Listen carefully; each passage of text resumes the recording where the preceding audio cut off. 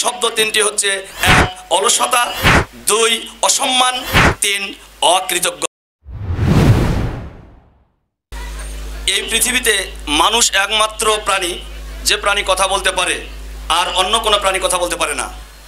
এই পৃথিবীতে মানুষ একমাত্র প্রাণী যে প্রাণী চিন্তা ভাবনা করতে পারে, পরিকল্পনা করতে পারে এবং তার ভবিষ্যতের ব্যাপারে বিভিন্ন ধরনের সিদ্ধান্ত গ্রহণ করতে পারে, যেটা অন্য কোনো প্রাণী পারে না।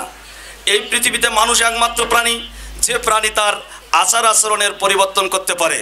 এসএসসি 2024 ব্যাচ এর শিক্ষার্থীদের তাই বলতে চাই, তোমরা ইচ্ছা করলে তোমাদের আচরণের পরিবর্তন করতে পারো এবং তোমরা তোমাদের জীবনের গতিপথ বদলায়ে আর এক উন্নয়নের পথে এগিয়ে যেতে পারো।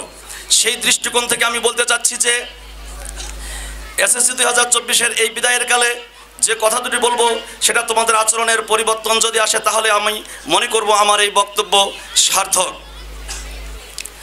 তোমরা আজকে রয়্যাল স্টার স্কুল থেকে বিদায় নিচ্ছ, অন্যভাবে যদি বলি তাহলে আজকে রয়্যাল স্টার স্কুল তোমাদের বিদায় দিচ্ছে। ঠিক তেমনিভাবে তোমরা তোমাদের মধ্য থেকে তিনটি শব্দকে বিদায় দেবে এই আশা করি আমি।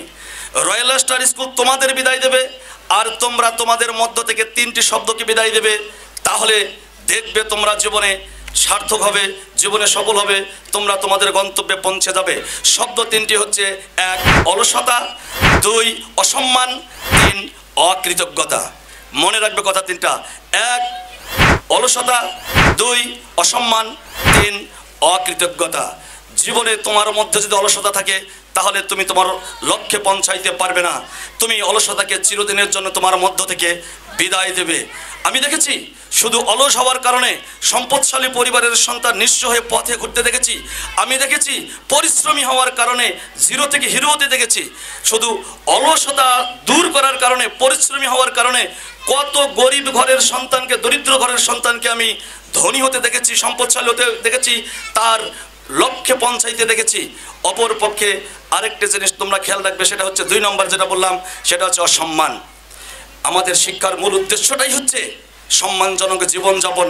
তুমি যদি শিক্ষা গ্রহণ করো, তুমি যদি নিজেকে সম্মানই করতে না পারো, তুমি যদি তোমার আত্মসম্মান রক্ষা করে চলতে না পারো, তাহলে তোমার শিক্ষার কোনো মূল্য নাই। সর্বপ্রথম নিজের সম্মান রক্ষা করে চলবে। যেখানে সেখানে নিজের সম্মানকে বিসর্জন দেবে না, যেখানে সেখানে মাথা নিচু করবে না, টাকার কাছে মাথা নিচু করবে না, নীতির কাছে মাথা নিচু করবে না, নিজের সম্মান নিজে রক্ষা করবে। সর্বপ্রথম নিজের সম্মানটাকে রক্ষা করার চেষ্টা করবে, তারপরে পিতামাতার সম্মান রক্ষা করবে, পিতামাতার কথা মতো চলবে, পিতামাতার সম্মান রক্ষা করে সর্বদাই চলার চেষ্টা করবে। পিতামাতার মুখের উপর কথাও ছড়িয়ে দেবে না, পিতামাতার পরামর্শের বাইরে কাজ করার চেষ্টা করবে না।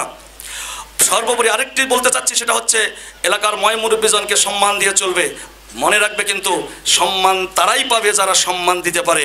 সম্মান দিতে পারলেই তুমি সম্মানী হবে, সম্মান দিতে না পারলে তুমি কখনোই সম্মানী হতে পারবে না। এ কথাটা তোমাদের জন্য চিরদিন মনে থাকে। আরেকটি জিনিস মনে রাখবে, সেটা হচ্ছে অকৃতজ্ঞতা শব্দটিকে তোমাদের মধ্য থেকে তোমরা বিদায় দিবে। জীবনে কখনো কোনো সময় কারো কাছে অকৃতজ্ঞ থাকবে না। তার মধ্যে সর্বপ্রথম যেটা বলছি সেটা হচ্ছে মায়ের কাছে, বাবার কাছে, শিক্ষাগুরুর কাছে এবং তোমার বন্ধু বান্ধব, আত্মীয় স্বজন থেকে শুরু করে এলাকাবাসী যারাই তোমার উপকার করবে, উপকারের কথা ভুলবে না। তুমি কার কতটুকু উপকার করেছে সেটা ভুলে যাবে, কিন্তু তোমার উপকার কে কতটুকু করেছে সেটা কখনোই তুমি না ভোলার চেষ্টা করবে, কখনোই ভুলবে না।